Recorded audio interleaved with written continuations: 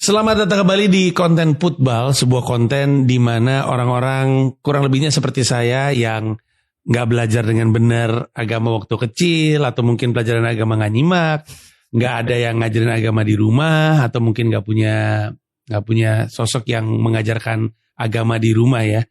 Terus punya identitas sebagai seorang Muslim, tapi tidak punya keseharian sebagai seorang Muslim gitu. Tapi ada kerinduan untuk putar balik ke jalan yang lurus. Nah, si konten Football ini sudah jalan cukup lama. Terima kasih Ustaz Felixia. Udah episode keberapa nih Mas ya? Iya, cukup banyak. Terutama kalau ditambahin dengan yang waktu namanya masih kembali ya. Iya. Oh, kemarin saya nyampe Jakarta dari New York. Saya ngambil Qatar Airways jadi via Doha. Oke. Pas balik bareng sama rombongan nih, banyak banget. Haji umroh ya? Umroh. Pas ngambil koper sampai sama ibu-ibu. Mas Panji. Asik. Saya baru pulang umroh. Gara-gara nonton konten Mas Panji, Mas Felixia. Kata gue, kok bisa? Gue aja masih di sini di Bogor, belum berangkat guanya. Tapi mengagumkan sekali bagaimana banyak orang mendapatkan pencerahan lah dari konten ini. Iya, betul. Sementara gue kan selalu terkenal apa adanya. Sementara saat ini tuh, dan ini mungkin pertanyaan yang gak ada hubungan sama topik, tapi aneh gak sih Ustaz, ada orang yang lebih penasaran sama Islamnya ketimbang lebih tergerak untuk melakukan aktivitas keislamannya gitu, ngerti gak maksudnya? Jadi kayak rasa haus dan rasa penasaran terhadap apa yang terkandung dalam Islam itu tak terpungkiri gitu. Justru itu normalnya Mas. Yang gak normal adalah orang Indonesia. Kayak gimana tuh? Mau untuk melakukan aktivitas-aktivitasnya tanpa penasaran kenapa dia melakukan itu. Gitu ya. Itu enggak normal. Itu yang kita pernah bahas ketika beribadah tuh hanya motoriknya aja gitu ya. Ya, jadi itu namanya rajin Mas. Jangan cari gara-gara Ustaz. Ini orang banyak yang mempermasalahkan. Itu namanya rajin. Namanya rajin. Bukan ngerti Mas. Iya betul. Oke. Tapi ya akhirnya ke situ ya. Tapi di Football selalu datang dengan topik-topik yang bukan sekilas, ya memang mungkin terasa basic, tapi ternyata lihat dari kolom komentar, dari episode ke episode banyak yang merasa terwakili. Iya benar. Sekarang kita masuk ke episode baru. Seperti biasa episodenya ini gue jelasin dulu ya. Episodenya tuh selalu dibagi 2 episode, dan ini sebenarnya akan ada versi off airnya. Jadi ada acara namanya Before Iftar. Before Iftar itu sebenarnya persetan before and after. Acaranya tanggal 7 Maret di Suasana Brin Tamrin.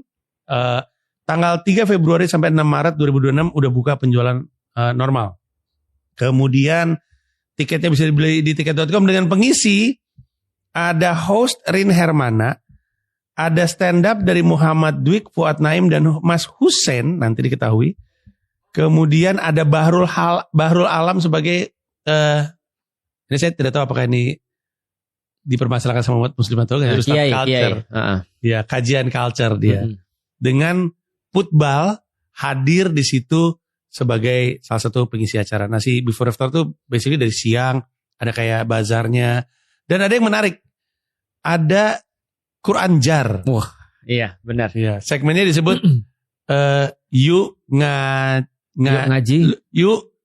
segmennya yuk ngejar pahala dengan Quran Jar.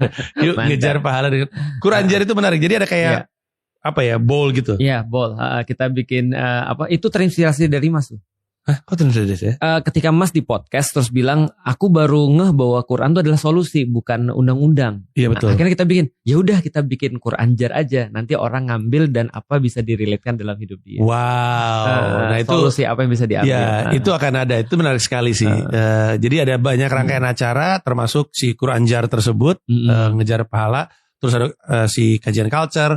Terus ada Football. Nah, topik Footballnya adalah bertobat.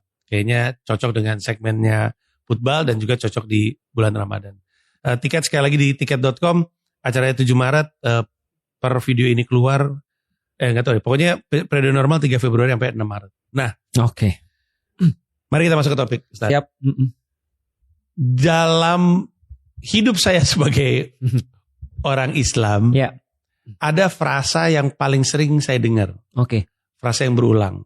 Dugaan saya sih memang karena frasa ini ada disebut sama banyak orang karena memang disebutkan juga di Al-Qur'an. Frasa tersebut adalah mencari hidayah. Asik. Atau diperintahkan untuk menemukan hidayah.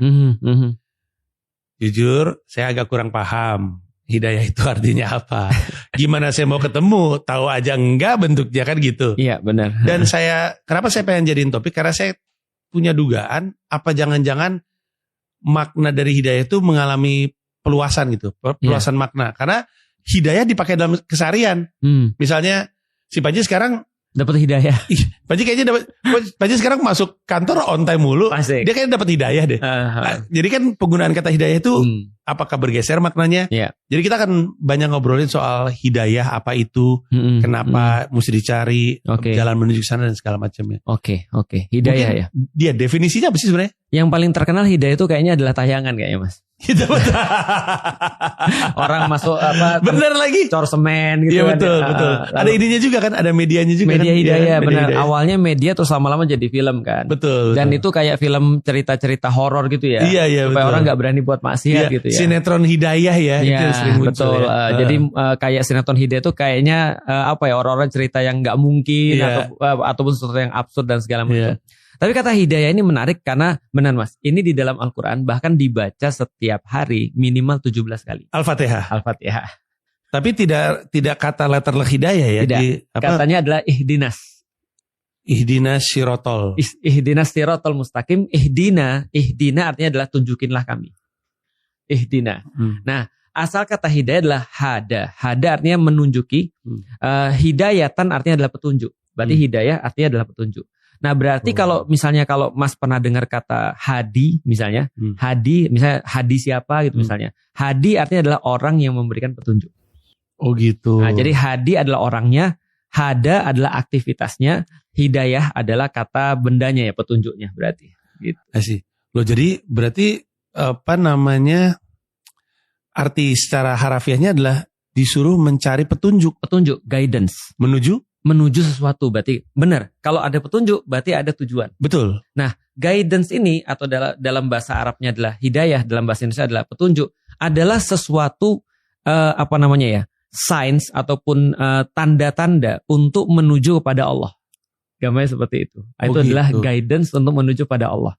Nah, Allah ini dimaksud bisa jadi kebaikan, ketaatan, keberlimpahan dan segala macam. Nah, itu hidayah. Oh, pantesan.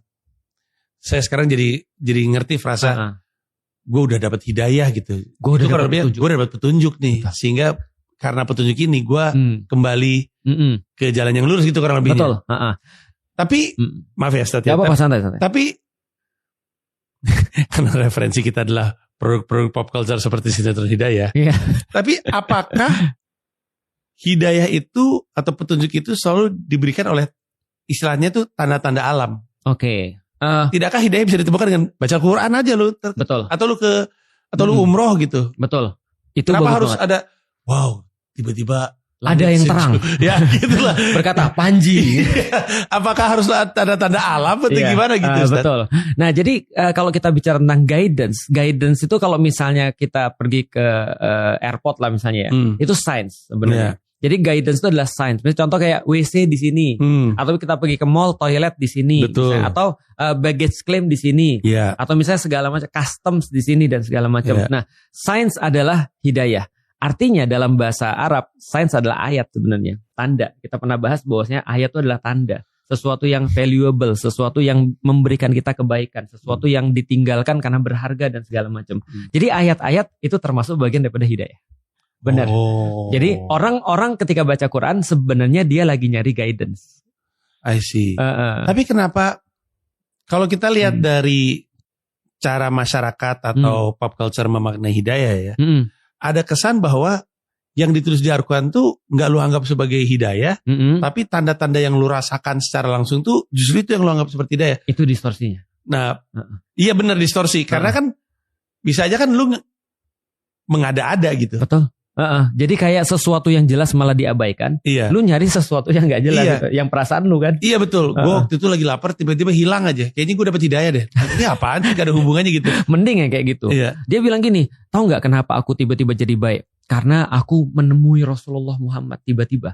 Aku bilang gini, emang harus menemui Rasulullah Muhammad baru lu berubah? Padahal kan gak setiap orang bisa mimpi Rasulullah Muhammad. Andaikan pun klaim dia benar misalnya. Tapi kan gak setiap orang ketemu Rasul Muhammad kan. Kayak aku gak pernah mimpi ketemu Rasulullah itu gak pernah tuh. Nah tapi ada sesuatu yang harusnya, yang fix, yang harusnya replicable, yang harusnya works untuk setiap masa, setiap orang, setiap situasi. Nah itu namanya hidayah harusnya tuh. Oke, ini bakal agak panjang nih Ustaz. Tapi mari kita mulai dengan kita kupas satu-satu. Jadi kan hidayah adalah petunjuk. Semua orang berharap ketemu dengan petunjuk tersebut. Betul. Untuk kemudian ya kasarnya ya, petunjuk itu kan membantu orang yang nyasar. Betul. Petunjuk itu justru membantu orang yang tahu dia mau kemana. Benar. Maka dia mencari petunjuk tersebut dalam kesehariannya. Oke. Tapi kan kita pun di airport pun atau di mall pun petunjuk kita bisa dapat dari orang, bisa dapat dari tulisan. Benar. Kadang-kadang ketika kita lihat tulisan menunjuk nih paling gampang Plaza Indonesia aja tuh. Betul. Misalnya ke sana tiba-tiba nggak ada, lah ini kemana lagi nih? Nggak ketemu nih. Nanya sama orang juga salah. Benar. Nah, jadi sekarang kita mulai dengan sebenarnya seharusnya mencari petunjuk yang paling dipercaya dan paling benar kemana? Oke, ini pertanyaan bagus banget.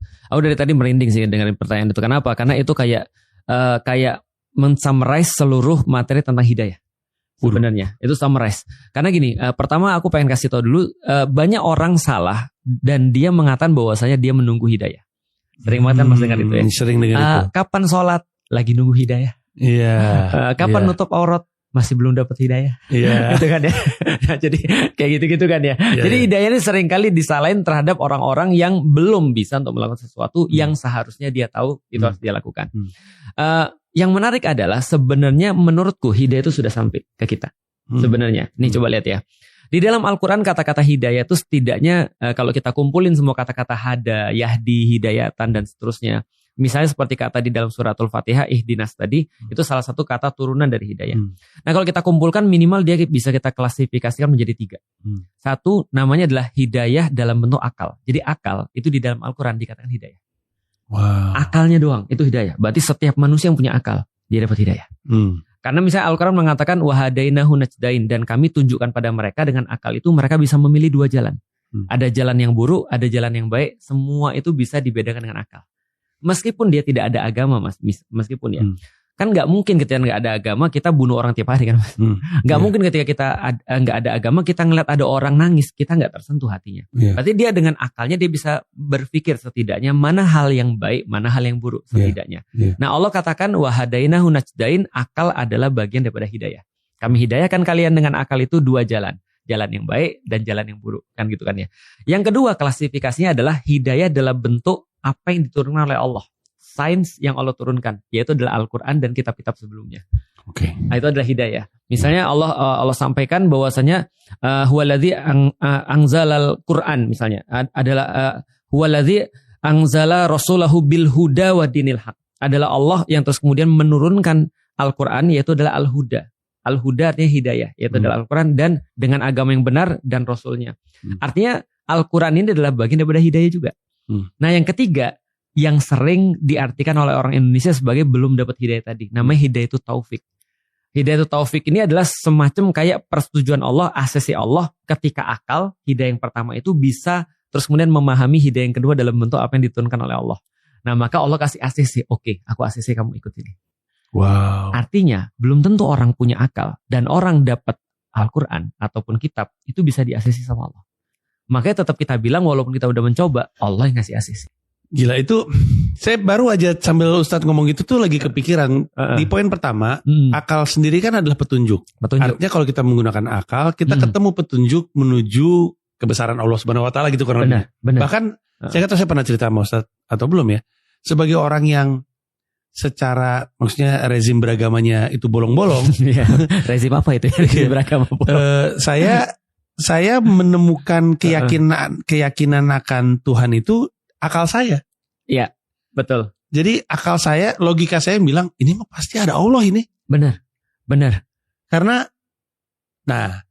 cuman orang lain itu juga punya akal, tapi nggak ketemu sama hidayahnya. Betul. karena mungkin lingkungannya beda gitu. Atau belum dapat sains yang dia bisa relate atau relevan. Betul, bisa jadi karena gini, bahkan kalau kita pikirkan orang-orang paling tinggi akalnya gitu, orang-orang berilmu ya, orang-orang kayak saintis gitu, Neil deGrasse Tyson gitu, ya, kan secara akal kan bagus banget. Benar. Tapi nggak ketemu tuh hal sederhana.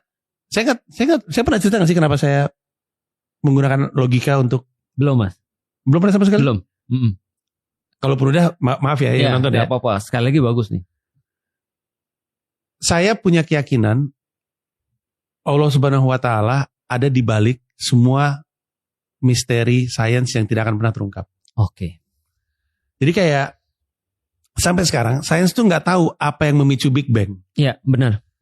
Pokoknya ada yang meledak aja. Iya. Terus mereka teliti. Iya. Gimana? Di belakang ledakannya apa mereka tuh nggak bisa jawab. Benar. Orang juga sampai sekarang nggak bisa tahu apa yang ada di dalam black hole. Benar. Pokoknya ada aja. Iya. Singularity mereka bilang. Betul. Dan saya percaya Allah Subhanahu Wa Taala tuh ada di balik semua misteri yang tidak terjawab sama ilmu pengetahuan. Nah tentu dulu orang juga bingung geledek itu apa. Betul. Dulu orang bingung kenapa air turun dari langit gitu. Betul. Tapi ilmu pengetahuan ngejar ke situ. Betul. Kemudian kita tahu. Yang berarti bisa aja suatu hari kita tahu black hole isinya apa. Benar. Tapi saya cukup yakin kalaupun kita bisa tahu black hole isinya apa, masih ada misteri lagi di balik penemuan itu yang kita nggak ketemu. Benar. Artinya kita nggak akan pernah ngejar ujung dari ilmu pengetahuan. Betul. Akan ada selalu banyak misteri yang manusia tidak akan temukan jawabannya. Dan saya punya keyakinan itu terjadi karena di baliknya itu adalah Allah Subhanahu Wa Taala. Dan buat saya itu logis sekali. Ya. Karena lu nggak bisa jawab pertanyaan-pertanyaan ini, justru itu adalah bukti kebesaran Allah. Kalau ilmu kita selalu ngejar, semua pertanyaan sains itu akan ketemu. Ya. Tapi nggak ada. Betul. Nah, tapi kan ini kan seorang komika Indonesia yang punya logika seperti ini. Ada banyak orang yang lebih pintar secara ilmu, lebih merupakan profesor, guru besar. Betul. Yang logikanya nyampe. Terus saya bertanya, kenapa saya ketemu, mereka nggak ketemu ya? Ternyata poin yang ketiga tadi itu tadi. Iya. Ada semacam kayak ACC. ACC daripada Allah, oke kamu mikir, kamu dapat. Jadi nggak semua orang yang mikir itu dapat hidayah. Berarti berkah banget untuk ketemu hidayahnya. Betul. Makanya sebenarnya itu kadang-kadang sesuatu yang aku nggak terima juga sih. Contoh kayak gini ya, bapakku tuh pintar mas. Dan aku berutang pada bapakku atas pemikiran-pemikiran kritis yang aku punya. Terlepas mungkin aku tidak cocok dengan cara dia membesarkan aku ketika dulu misalnya. Tapi aku berhutang ketika dia punya pemikiran kritis. Hasil daripada itu aku ketemu Islam. Tapi ketika aku ketemu Islam, aku kasih kepada bapakku nih misalnya. Dia belum untuk dapat hidayah. Nah ini terjadi juga pada pamannya Rasulullah. Walaupun aku gak berharap bapakku kayak pamannya Rasulullah ya. Ketika terus kemudian pamannya Rasulullah itu wafat tanpa beriman pada Rasulullah mas. Itu Rasulullah bayangin sedihnya kayak apa.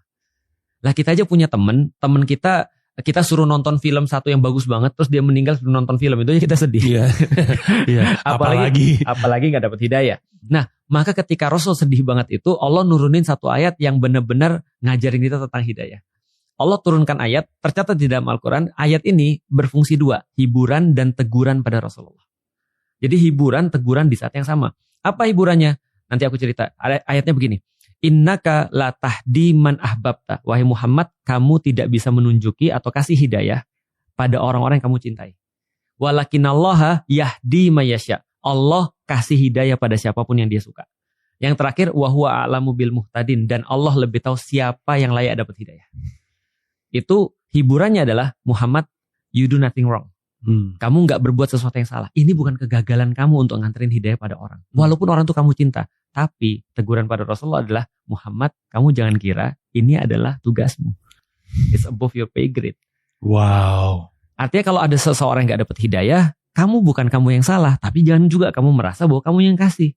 Ini aku yang kasih doang dan aku lebih tahu ya siapa yang harus dikasih hidayah. Artinya kadang-kadang aku merasa ya, dilemanya adalah apa bapakku itu lebih jelek daripada yang lain ya? Padahal dia ngasih aku uang, dia ngasih aku segala macam yang aku perlukan dalam dakwah, dia dukung dakwahku, tapi kok dia belum dapat hidayah. Tapi Mas Panji yang komika gitu kan ya, yang dalam tanda kutip mungkin palanya isi salah semua sebenarnya. Punchline kan karena salah ya. Tapi dapat hidayah. Atau orang-orang yang muslim sebenarnya kan mereka sudah dapat hidayah itu, karena setidaknya mereka punya akal dan mereka punya ACC itu kan gitu kan ya. Nah, itu kadang membuat aku berpikir ya udah memang di titik ini balik lagi kata Mas. Kita berarti belum tahu aja. Karena aku juga pernah dibuktikan salah kan oleh Allah kan soal hidayah ini. Percaya nggak Mas?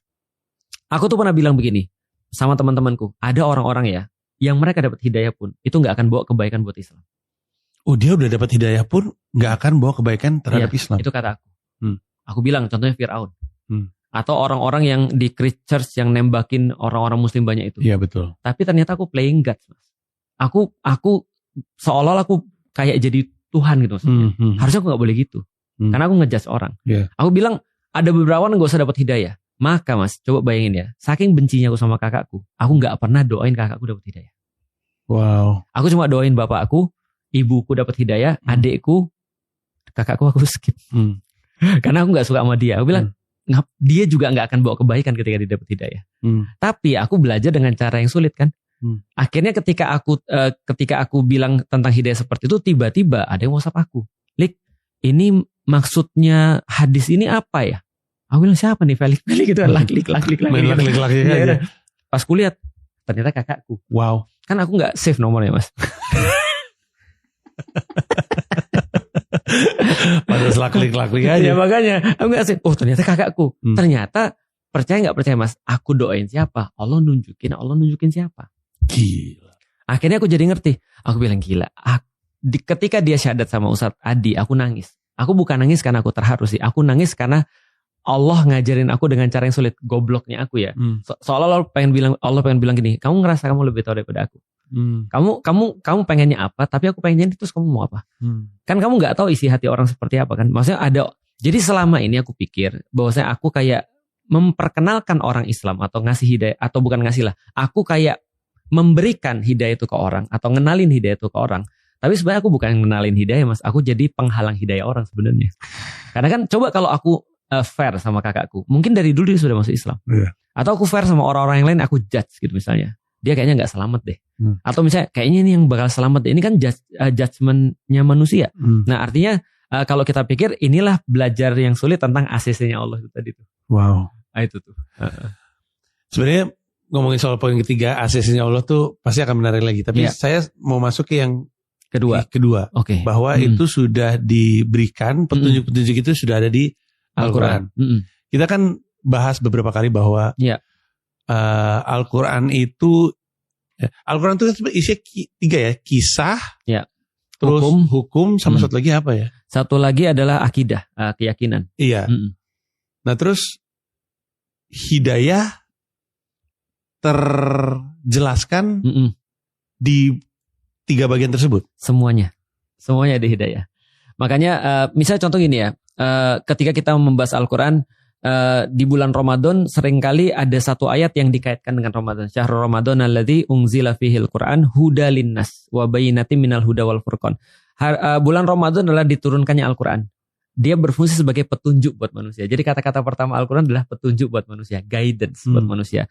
Wa bayyinatin, dan juga sebagai penjelas minal huda wal furqan, daripada petunjuk itu dan juga penjelas daripada pembeda antara baik dan buruk. Nah, berarti dalam kisah-kisah Al-Quran, di dalam hukum-hukumnya Al-Quran, di dalam urusan-urusan yang mengajarkan keyakinan, itu semua ada hidayahnya di situ. Karena seluruh Al-Quran adalah hidayah.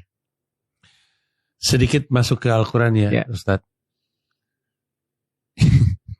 Mau nanya tapi malu. Gak apa-apa Mas, santai.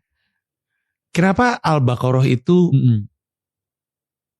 oleh saya ya terasa sebagai surat yang kayak lebih spesial dibandingin yang lain gitu. Itu menurut perasaan Mas ya? Iya, karena tapi Mas belum tahu apapun tentang Al-Baqarah.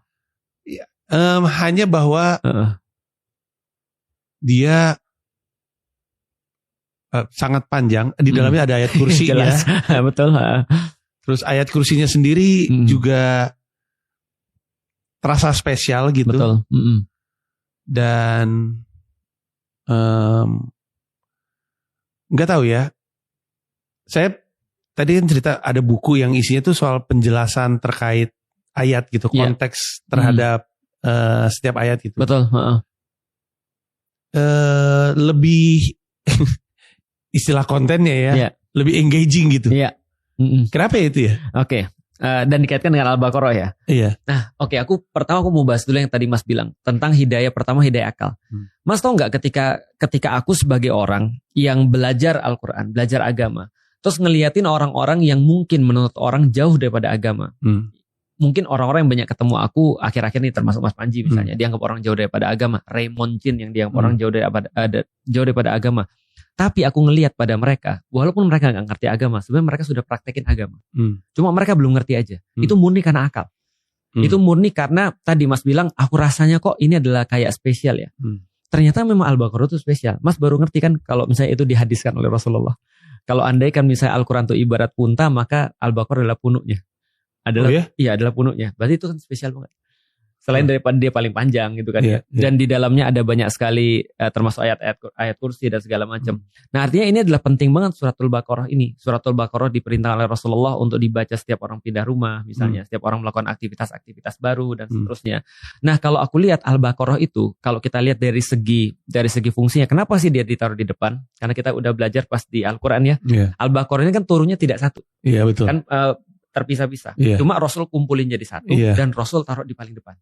Kalau Al-Fatihah adalah sebagai covernya, maka Al-Baqarah adalah Mas kata pengantarnya. Wow. Berarti kata pengantar itu kalau di buku berarti berisi seluruh pemikiran orang yang nulis ini dari awal sampai akhir disampaikan di kata pengantar. Sekaligus sebagai preface itu adalah untuk ngasih tahu manusia dia manfaat di mana dan dia harus baca bagian mana yang paling penting bagi dia. Iya, karena kalau nggak salah dalam satu Al-Baqarah tuh tiga peran Al-Quran tuh ada penjelasan soal akidah di Al-Baqarah. Betul. Ada penjelasan soal hukum, kisah-kisah banyak banget. Iya, tiga itu ada di dalam situ. Dan paling pertama Al-Baqarah berbicara tentang apa? Dia bagi manusia jadi 3. Jadi dia sudah bilang, contoh kayak gini misalnya. Dalam preface buku matematika dasar yang pernah aku baca dan aku ngajar misalnya. Dia ngasih tahu, kalau kamu adalah seorang anak S1, maka kamu harus baca ini sampai di sini dulu, baru terus dari sini. Nah, kamu akan bermanfaat banget di bab ini. Tapi kalau kamu adalah mahasiswa S2 dan S3, lebih baik kamu baca dari sini dulu. Atau baca bab ini. Kalau kamu kelas 6 SD, mungkin kamu jangan baca buku ini dulu deh. Gitu kan. Kenapa? Karena ini kamu harus punya dasar-dasar untuk masuk ke sini dan segala macamnya. Nah, itu kata pengantar. Al-Quran persis sama. Di dalam Al-Quran ketika di awal-awal Allah sudah sampaikan bahwa buku ini akan bermanfaat atau tidak bermanfaat bagi 3 orang. Yang pertama adalah jenis orang yang Allah katakan beriman pada Allah. Itu adalah beriman pada Allah, itu yang paling banyak dapat manfaat. Yang kedua, yang tidak ada gunanya bagi orang-orang yang menutup dirinya, kafir. Kafir artinya adalah want to cover. Aku berprasangka kuat kata cover dalam bahasa Inggris itu berasal dari kata kafaro, artinya menutup. Jadi the one who cover himself. Jadi artinya orang-orang yang kafir adalah yang menutupi dirinya daripada kebenaran. Sehingga kebenaran itu gak berguna bagi mereka. Karena Allah gambarkan hidayah atau Al-Quran itu seperti cahaya juga. Sehingga kalau orang sudah menutup dirinya, cahaya itu gak akan pernah masuk. Yang ketiga, orang yang seperti orang munafik. Yaitu adalah orang yang menjadikan apa yang dia dapat Al-Quran itu berguna bagi orang yang lain, tapi gak berguna bagi dirinya sendiri. Wow. Nah ini adalah tipe orang yang ketiga. Nah Allah kasih tahu nih, dan yang paling banyak orang beriman itu diceritakan 5 ayat di dalam surat Al-Baqarah.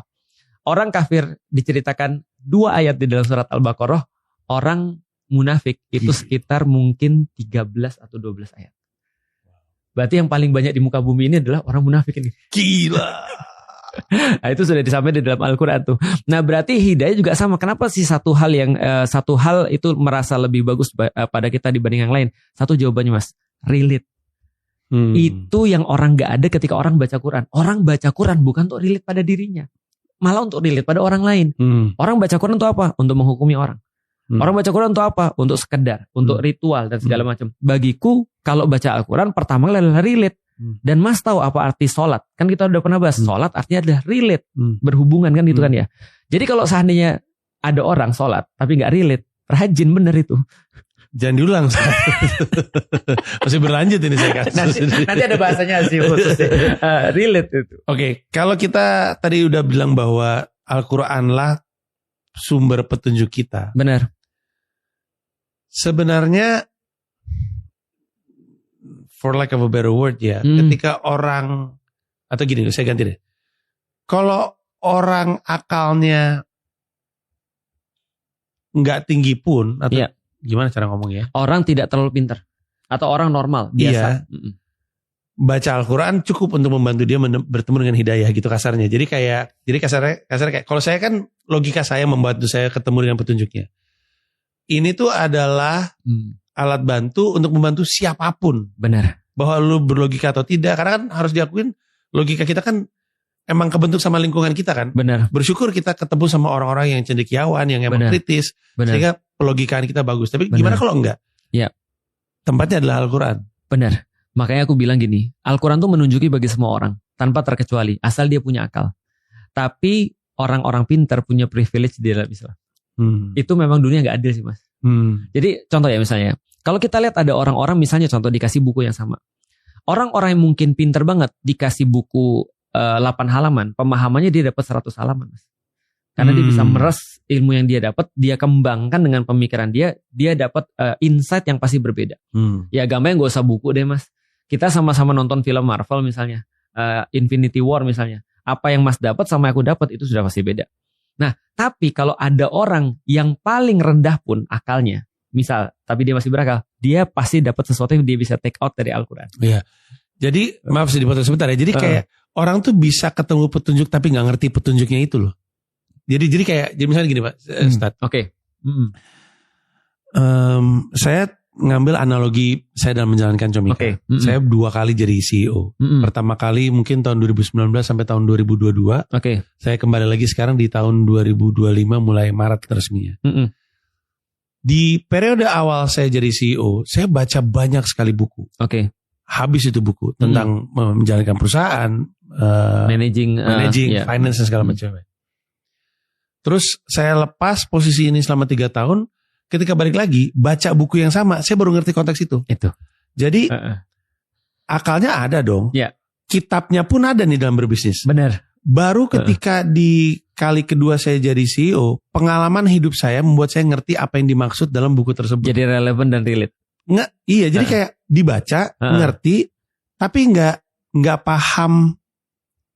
Kebanyakan sih kita bisa baca buku yang sama terus gue baru ngerti nih sekarang gitu. Benar. Hidayah itu kan kayak gitu juga. Jadi kayak gue punya akalnya, dikasih Al-Quran, tapi poin ketiga yang dibukain sama Allah itu nggak pernah terjadi dalam keseharian saya, dalam keseharian gue gitu ya. Sehingga baru ketika ada sesuatu yang terjadi sama gue, hidayahnya baru nyangkut. Gue baru ngerti lagi yang kemarin maksudnya. Betul. Itu persis Al-Quran. Persis hidayah. Hidayah memang seperti itu tuh. Percaya gak sih? Aku tuh baru ngerti. Di tahun 2021 bahwasanya Allah itu di dalam surat Al-Fatihah, padahal aku baca 17 kali sehari selama berapa puluh tahun, bahwasanya Allah nyuruh kita kalau kamu mau lebih cepat dikabulkan bareng-bareng. Kalau mau cepat dikabulkan bareng-bareng. Ihdina itu artinya tunjukin kami. Berarti bukan tunjukin aku kan? Allah bisa aja pakai kata tunjukin aku misalnya, tapi tidak pakai tunjukin aku, tapi tunjukin kami. Artinya mintanya bareng-bareng. Nah kalau kamu bareng-bareng, Allah akan malu kalau nggak ngabulin. Gampangnya seperti itu. Nah itu aku baru dapat tahun 2021. Aku mikir kemana aja aku dari tahun 2002. Iya. Jadi Al-Quran ayat yang sama kita baca hari ini, besok kita baca berbeda hasilnya. Tergantung bias kita, tergantung apa yang kita menjadi penting di saat itu, tergantung fase hidup kita dan segala macam. Ya jangankan Al-Quran, lagu juga begitu. Betul. Kita dengar hari ini lagu, dengar lagu hari besok beda. Saya waktu itu sempat mau ngembangin joke nih, Stat. Tapi gak pernah jadi joke. Saya tuh ada lagu yang saya suka dari zaman saya SMA. Apa judulnya mas? Lagu bahasa Inggris. Saya lupa judulnya apa. Tapi kurang lebih konteksnya itu adalah, jadi lagunya tuh tentang cowok yang ngomong ke cewek yang udah punya pacar, udahlah gue tuh lebih baik daripada pacar lu. Dia tidak akan mencintai lu seperti gue mencintai dia. Waktu zaman SMA lagu itu tuh kayak Gila banget. Setelah menikah ya? Dengan lagu itu, apa-apaan nih laki nih? kayak bodoh ya. Apa-apaan nih laki nih? Mau sosok bilang lebih baik daripada gua. Ini perspektif kita terhadap satu lagu yang sama. Sebelum menikah sama sesudah menikah bisa beda. Waktu sebelum menikah lagu keren banget nih. Pas lagu menikah, wah ini mau nyuri bini gua. Nah benar. Artinya itu take out kita beda sesuai dengan bias kita apa. Al-Quran begitu juga sama. Tapi yang menarik adalah yang poin ketiga tersebut. Orang punya akal, orang diberi Al-Quran, tapi kalau tidak dibuka